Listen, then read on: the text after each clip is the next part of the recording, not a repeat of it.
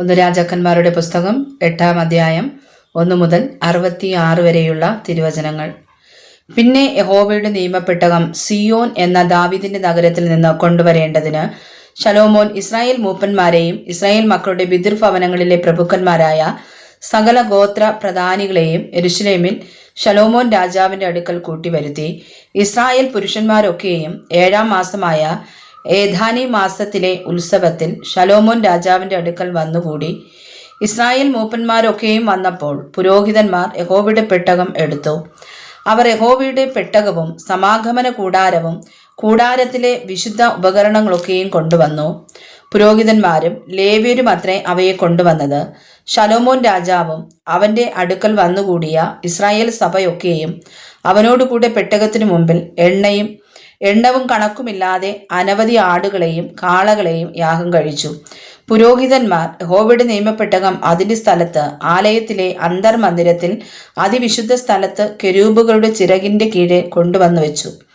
കെരൂബുകൾ പെട്ടകത്തിന്റെ സ്ഥലത്തിനു മീതെ ചിറകു വിരിച്ച് പെട്ടകത്തെയും അതിന്റെ തണ്ടുകളെയും മൂടി നിന്നു. തണ്ടുകൾ നീണ്ടിരിക്കിയാൽ തണ്ടുകളുടെ അറ്റങ്ങൾ അന്തർമന്ദിരത്തിന്റെ മുമ്പിലുള്ള വിശുദ്ധ മന്ദിരത്തിൽ നിന്ന് കാണും, എങ്കിലും പുറത്തു നിന്ന് കാണുകയില്ല. അവ ഇന്നുവരെയും അവിടെ ഇരിക്കുന്നു. ഇസ്രായേൽ മക്കൾ മിസ്രയീമിൽ നിന്ന് പുറപ്പെട്ട ശേഷം യഹോവ അവരോട് നിയമം ചെയ്തപ്പോൾ മോശെ ഹോറേബിൽ വെച്ച് അതിൽ വെച്ചിരുന്ന 2 കൽപ്പലകയല്ലാതെ പെട്ടകത്തിൽ മറ്റൊന്നും ഉണ്ടായിരുന്നില്ല. പുരോഹിതന്മാർ വിശുദ്ധ മന്ദിരത്തിൽ നിന്ന് പുറപ്പെട്ടപ്പോൾ മേഘം യഹോവയുടെ ആലയത്തിന്മേൽ നിറഞ്ഞു. യഹോവയുടെ തേജസ് യഹോവയുടെ ആലയത്തിൽ നിറഞ്ഞിരുന്നത് കൊണ്ട് മേഘം നിമിത്തം ശുശ്രൂഷ ചെയ്യേണ്ടതിന് നിൽപ്പാൻ പുരോഹിതന്മാർക്ക് കഴിഞ്ഞില്ല. അപ്പോൾ ശലോമോൻ താൻ കൂരിരുളിൽ വസിക്കുമെന്ന് യഹോവ അരുളി ചെയ്തിരിക്കുന്നു. എങ്കിലും ഞാൻ നിനക്കൊരു നിവാസാലയം, നിനക്ക് എന്നേക്കും വസിപ്പാൻ ഒരു സ്ഥലം പണിതിരിക്കുന്നു എന്ന് പറഞ്ഞു.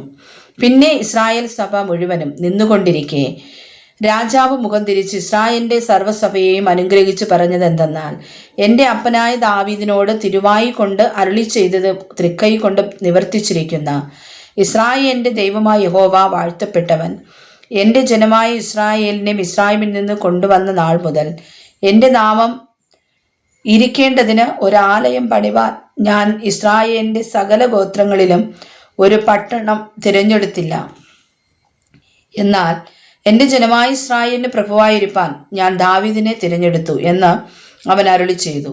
ഇസ്രായേലിന്റെ ദൈവമായ യഹോവയുടെ നാമത്തിന് ഒരാലയം പണിയണമെന്ന് എൻ്റെ അപ്പനായ ദാവീദിന് താല്പര്യമുണ്ടായിരുന്നു. എന്നാൽ യഹോവ എൻ്റെ അപ്പനായ ദാവീദിനോട്, എൻ്റെ നാമത്തിന് ഒരാലയം പണിയണമെന്ന് നിനക്ക് താല്പര്യമുണ്ടായല്ലോ.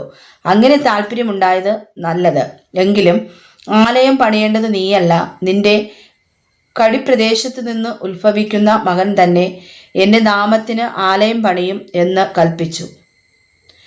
അങ്ങനെ യഹോവ താൻ അരുളി ചെയ്ത വചനം നിവർത്തിച്ചിരിക്കുന്നു. യഹോവ വാഗ്ദാനം ചെയ്തതുപോലെ എൻ്റെ അപ്പനായ ദാവീദിനു പകരം ഞാൻ എഴുന്നേറ്റ് ഇസ്രായേലിന്റെ സിംഹാസനത്തിൽ ഇരിക്കുന്നു. ഇസ്രായേലിന്റെ ദൈവമായ യഹോവയുടെ നാമത്തിന് ഒരാലയവും പണിതിരിക്കുന്നു. യഹോവ നമ്മുടെ പിതാക്കന്മാരെ മിസ്രയീം ദേശത്തു നിന്ന് കൊണ്ടുവന്നപ്പോൾ അവരോട് ചെയ്ത നിയമം ഇരിക്കുന്ന പെട്ടകത്തിന് ഞാൻ അതിൽ ഒരു സ്ഥലം ഒരുക്കിയിരിക്കുന്നു. അനന്തരം ശലോമോൻ യഹോവയുടെ യാഗപീഠത്തിന് മുമ്പിൽ ഇസ്രായേലിന്റെ സർവ്വസഭയുടെയും സമക്ഷത്ത് നിന്നും കൊണ്ട് ആകാശത്തിലേക്ക് കൈമലർത്തി പറഞ്ഞത് എന്തെന്നാൽ, ഇസ്രായേലിന്റെ ദൈവമായ യഹോവേ, പൂർണ്ണ ഹൃദയത്തോടെ നിന്റെ മുമ്പാകെ നടക്കുന്ന നിന്റെ ദാസന്മാർക്കായി നിയമവും ദയയും പാലിക്കുന്ന നിന്നെപ്പോലെ മീതെ സ്വർഗത്തിലും താഴെ ഭൂമിയിലും യാതൊരു ദൈവവുമില്ല. നീ എൻ്റെ അപ്പനായ ദാവീദിൻ എന്ന നിന്റെ ദാസന് ചെയ്ത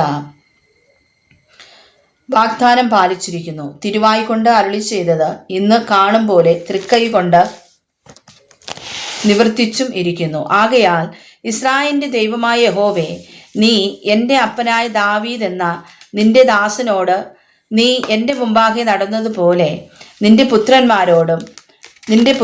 പുത്രന്മാരും എൻ്റെ മുമ്പാകെ നടക്കത്തക്കവണ്ണം തങ്ങളുടെ വഴി സൂക്ഷിക്കുക മാത്രം ചെയ്താൽ ഇസ്രായേലിന്റെ സിംഹാസനത്തിൽ ഇരിപ്പാൻ നിനക്ക് ഒരു പുരുഷൻ എൻ്റെ മുമ്പാകെ ഇല്ലാതെ വരികയില്ല എന്ന് അരുളി ചെയ്തിരിക്കുന്നത് നിവർത്തിക്കണമേ. ഇപ്പോൾ ഇസ്രായേലിന്റെ ദൈവമേ, എൻ്റെ അപ്പനായ ദാവീദ് എന്ന നിന്റെ ദാസനോട് നീ അരുളി ചെയ്ത വചനം ഒത്തുവരുമാറാകട്ടെ. എന്നാൽ ദൈവം യഥാർത്ഥമായി ഭൂമിയിൽ വസിക്കുമോ? സ്വർഗത്തിലും സ്വർഗാതി സ്വർഗത്തിലും നീ അടങ്ങുകയില്ലല്ലോ. പിന്നെ ഞാൻ പണിതിരിക്കുന്ന ഈ ആലയത്തിൽ അടങ്ങുന്നതെങ്ങനെ? എങ്കിലും എൻ്റെ ദൈവമായ യഹോവേ, അടിയൻ ഇന്ന് തിരുമുമ്പിൽ കഴിക്കുന്ന നിലവിളിയും പ്രാർത്ഥനയും കേൾക്കേണ്ടതിന് അടിയന്റെ പ്രാർത്ഥനയിലേക്കും യാചനയിലേക്കും തിരിഞ്ഞു കടാക്ഷിക്കണമേ. അടിയൻ ഈ സ്ഥലത്ത് വെച്ച് കഴിക്കുന്ന പ്രാർത്ഥന കേൾക്കേണ്ടതിന് നിന്റെ നാമം ഉണ്ടായിരിക്കുമെന്ന് നീ അരുളി ചെയ്ത സ്ഥലമായ ഈ ആലയത്തിലേക്ക് രാവും പകലും തൃക്കൺ പാർത്ത് അരുളയണമേ. ഈ സ്ഥലത്ത് വെച്ച് പ്രാർത്ഥിപ്പാനിരിക്കുന്ന അടിയന്റെയും നിന്റെ ജനമായ ഇസ്രായേലിന്റെയും യാചന കേൾക്കണമേ. നിന്റെ വാസസ്ഥലമായ സ്വർഗത്തിൽ കേൾക്കണമേ. കേട്ട് ക്ഷമിക്കണമേ. ഒരുത്തൻ തന്റെ കൂട്ടുകാരനോട് കുറ്റം ചെയ്യുകയും അവൻ അവനെ കൊണ്ട് സത്യം ചെയ്യിക്കേണ്ടതിന് കാര്യം സത്യത്തിന് വെക്കുകയും അവൻ ഈ ആലയത്തിൽ നിന്റെ യാഗപീഠത്തിന് മുമ്പാകെ വന്ന് സത്യം ചെയ്യുകയും ചെയ്താൽ നീ സ്വർഗത്തിൽ കേട്ട് പ്രവർത്തിച്ച് ദുഷ്ടന്റെ നടപ്പ് അവന്റെ തലമേൽ വരുത്തി അവനെ ശിക്ഷിപ്പാനും നീതിമാന്റെ നീതിക്ക് തക്കവണ്ണം അവന് നൽകി അവനെ നീതീകരിപ്പാനും അടിയങ്ങൾക്ക് ന്യായം പാലിച്ചു തരണമേ. നിന്റെ ജനമായ ഇസ്രായേൽ നിന്നോട് പാപം ചെയ്യുക നിമിത്തം അവർ ശത്രുവിനോട് തോറ്റിട്ട് നിങ്കിലേക്ക് തിരിഞ്ഞ് നിന്റെ നാമത്തെ സ്വീകരിച്ചുകൊണ്ട് ഈ ആലയത്തിൽ വെച്ച് നിന്നോട് പ്രാർത്ഥിക്കുകയും യാചിക്കുകയും ചെയ്താൽ നീ സ്വർഗത്തിൽ കേട്ട് നിന്റെ ജനമായ ഇസ്രായേലിന്റെ പാപം ക്ഷമിച്ച് അവരുടെ പിതാക്കന്മാർക്ക് കൊടുത്ത ദേശത്തേക്ക് അവരെ മടക്കി വരുത്തണമേ. അവർ നിന്നോട് പാപം ചെയ്യുക കൊണ്ട് ആകാശം അടഞ്ഞ് മഴ പെയ്യാതിരിക്കുമ്പോൾ അവർ ഈ സ്ഥലത്തേക്ക് തിരിഞ്ഞ് പ്രാർത്ഥിച്ച് നിന്റെ നാമത്തെ സ്വീകരിക്കുകയും നീ അവരെ താഴ്ത്തിയത് കൊണ്ട് അവർ തങ്ങളുടെ പാപങ്ങളെ വിട്ടുതിരിക്കുകയും ചെയ്താൽ നീ സ്വർഗത്തിൽ കേട്ട നിന്റെ ദാസന്മാരുടെയും നിന്റെ ജനമായ ഇസ്രായേലിന്റെയും പാപം ക്ഷമിച്ച് അവർ നടക്കേണ്ടുന്ന നല്ല വഴി അവരെ ഉപദേശിക്കുകയും നിന്റെ ജനത്തിന് അവകാശമായി കൊടുത്ത നിന്റെ ദേശത്ത് മഴ പെയ്യുകയും ചെയ്യണമേ. ദേശത്ത് ക്ഷാമമോ മഹാമാരിയോ വെൺകതിർ വിഷമഞ്ഞ് വെട്ടുകിളി തുള്ളൻ എന്നിവയോ ഉണ്ടായാൽ അവരുടെ ശത്രു അവരുടെ പട്ടണങ്ങളുള്ള ദേശത്ത് അവരെ നിരോധിച്ചാൽ വല്ല വ്യാധിയോ വല്ല ദീനമോ ഉണ്ടായാൽ യാതൊരുത്തനെങ്കിലും നിന്റെ ജനമായ ഇസ്രായേൽ മുഴുവനെങ്കിലും വല്ല പ്രാർത്ഥനയും യാചനയും കഴിക്കുകയും ഓരോരുത്തൻ താന്താന്റെ മനവീട് അറിഞ്ഞ് ഈ ആലയത്തിലേക്ക് കൈമലർത്തുകയും ചെയ്താൽ നീ നിന്റെ വാസസ്ഥലമായ സ്വർഗത്തിൽ കേട്ട് ക്ഷമിക്കുകയും ഞങ്ങളുടെ പിതാക്കന്മാർക്ക് നീ കൊടുത്ത ദേശത്ത് അവർ ജീവിച്ചിരിക്കും കാലത്തൊക്കെയും നിന്നെ ഭയപ്പെടേണ്ടതിന് നീ ഓരോരുത്തന്റെ ഹൃദയത്തെ അറിയുന്നത് പോലെ ഓരോരുത്തന് അവനവന്റെ നടപ്പ് പോലെ ഒക്കെയും ചെയ്തു അരുളയണമേ. നീ മാത്രമല്ലോ സകല മനുഷ്യപുത്രന്മാരുടെയും ഹൃദയത്തെ അറിയുന്നത്. അത്രയുമല്ല, നിന്റെ ജനമായ ഇസ്രായേലിലുള്ളവനല്ലാത്ത ഒരു അന്യജാതിക്കാരൻ ദൂരദേശത്ത് നിന്ന് നിന്റെ നാമഹേതുവായി വരികയും അവർ നിന്റെ മഹത്വമുള്ള നാമത്തെയും ബലമുള്ള ഭുജത്തെയും നീട്ടിയിരിക്കുന്ന കൈയെയും കുറിച്ച് കേൾക്കുമല്ലോ.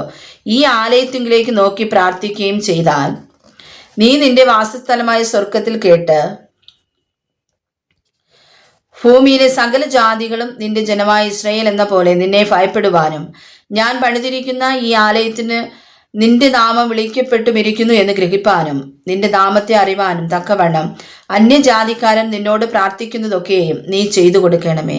നീ നിന്റെ ജനത്തെ അയക്കുന്ന വഴിയിൽ അവർ തങ്ങളുടെ ശത്രുവിനോട് യുദ്ധം ചെയ്യുവാൻ പുറപ്പെടുമ്പോൾ നീ തിരഞ്ഞെടുത്ത നഗരത്തിലേക്കും നിന്റെ നാമത്തിന് ഞാൻ പണിതിരിക്കുന്ന ഈ ആലയത്തിലേക്കും തിരിഞ്ഞ് യഹോവയോട് പ്രാർത്ഥിച്ചാൽ നീ സ്വർഗത്തിൽ അവരുടെ പ്രാർത്ഥനയും യാചനയും കേട്ട് അവർക്ക് ന്യായം പാലിച്ചു കൊടുക്കണമേ.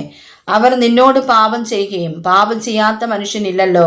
നീ അവരോട് കോപിച്ച് അവരെ ശത്രുവിനെ ഏൽപ്പിക്കുകയും അവരെ ദൂരത്തെ സമീപത്തോ ഉള്ള ശത്രുവിന്റെ ദേശത്തേക്ക് ബദ്ധരാക്കി കൊണ്ടുപോകുകയും ചെയ്താൽ അവരെ പിടിച്ചു കൊണ്ടുപോയിരിക്കുന്ന ദേശത്ത് വെച്ച് അവർ ഉണർന്ന് മനം തിരിഞ്ഞ് അവരെ ബദ്ധരായി കൊണ്ടുപോയ ദേശത്ത് വെച്ച് ഞങ്ങൾ പാപം ചെയ്ത് അകൃത്യവും ദുഷ്ടതയും പ്രവർത്തിച്ചിരിക്കുന്നു എന്ന് പറഞ്ഞ് നിന്നോട് യാചിക്കുകയും അവരെ പിടിച്ചു കൊണ്ടുപോയ ശത്രുക്കളുടെ ദേശത്ത് വെച്ച് അവർ പൂർണ്ണ ഹൃദയത്തോടും പൂർണ്ണ മനസ്സോടും കൂടെ നിങ്കിലേക്ക് തിരിഞ്ഞ് നീ അവരുടെ പിതാക്കന്മാർക്ക് കൊടുത്ത ദേശത്തേക്ക് നീ തിരഞ്ഞെടുത്ത നഗരത്തിങ്കിലേക്കും ഞാൻ നിന്റെ നാമത്തിന് പണിതിരിക്കുന്ന ഈ ആലയത്തിങ്കിലേക്കും നോക്കി നിന്നോട് പ്രാർത്ഥിക്കുകയും ചെയ്താൽ നീ നിന്റെ വാസസ്ഥലമായ സ്വർഗത്തിൽ അവരുടെ പ്രാർത്ഥനയും യാചനയും കേട്ട് അവർക്ക് ന്യായം പാലിച്ചു കൊടുത്ത് നിന്നോട് പാപം ചെയ്ത നിന്റെ ജനത്തോട് അവർ നിന്നോട് ചെയ്ത ദ്രോഹങ്ങളൊക്കെയും ക്ഷമിക്കുകയും അവരെ ബദ്ധന്മാരാക്കി കൊണ്ടുപോയവർക്ക് അവരോട് കരുണ തോന്നത്തക്കവണ്ണം അവർക്ക് അവരോട്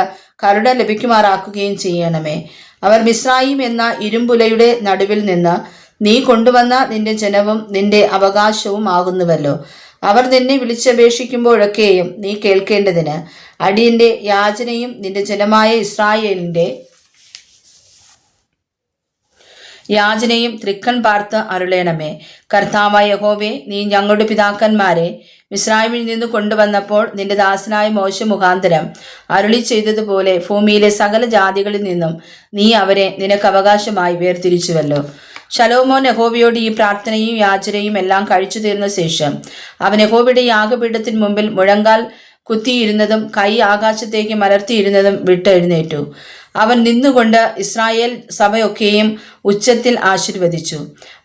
പറഞ്ഞതെന്തെന്നാൽ, താൻ വാഗ്ദാനം ചെയ്തതുപോലെ ഒക്കെയും തന്റെ ജനമായ ഇസ്രായേലിന് സ്വസ്ഥത നൽകിയിരിക്കുന്ന യഹോവ വാഴ്ത്തപ്പെട്ടവൻ.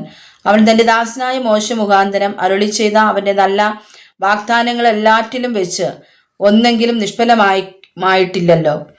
നമ്മുടെ ദൈവമായ യഹോവ നമ്മുടെ പിതാക്കന്മാരോട് കൂടെ ഇരുന്നതുപോലെ നമ്മോട് കൂടെയും ഇരിക്കുമാറാകട്ടെ. അവൻ നമ്മെ കൈവിടുകയോ ഉപേക്ഷിക്കുകയോ ചെയ്യരുതേ. നാം അവന്റെ എല്ലാ വഴികളിലും നടക്കേണ്ടതിനും അവൻ നമ്മുടെ പിതാക്കന്മാരോട് കൽപ്പിച്ച അവന്റെ കൽപ്പനകളും ചട്ടങ്ങളും വിധികളും പ്രമാണിച്ചു നടക്കേണ്ടതിനും നമ്മുടെ ഹൃദയത്തെ അവങ്കലേക്ക് ചായുമാറാക്കട്ടെ.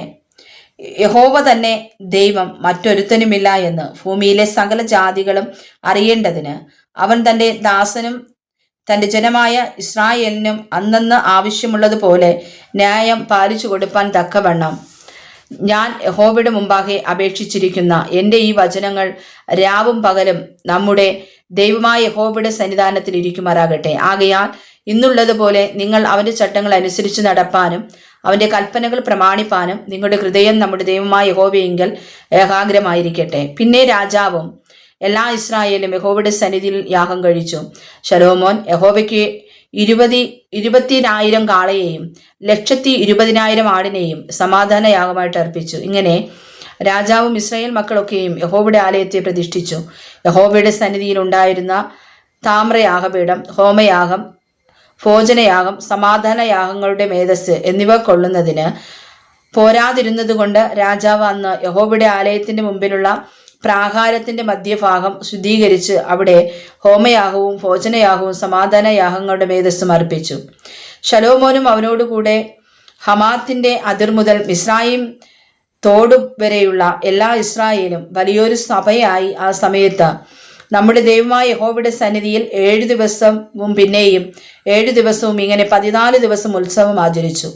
8-ാം ദിവസം അവൻ ജനത്തെ വിട്ടയച്ചു. അവർ രാജാവിനെ അഭിനന്ദിച്ചു. യഹോവ തന്റെ ദാസനായ ദാവീദിനും തന്റെ ജനമായ ഇസ്രായേലിനും ചെയ്ത എല്ലാ നന്മയെയും കുറിച്ച് സന്തോഷവും ആനന്ദവും ഉള്ളവരായി തങ്ങളുടെ കൂടാരങ്ങളിലേക്ക് പോയി. വായിച്ചതായ തിരുവചനങ്ങളാൽ ദൈവമായ കർത്താവ് നമ്മെ സമർത്ഥമായി അനുഗ്രഹിക്കുമാറാകട്ടെ. ആമേൻ.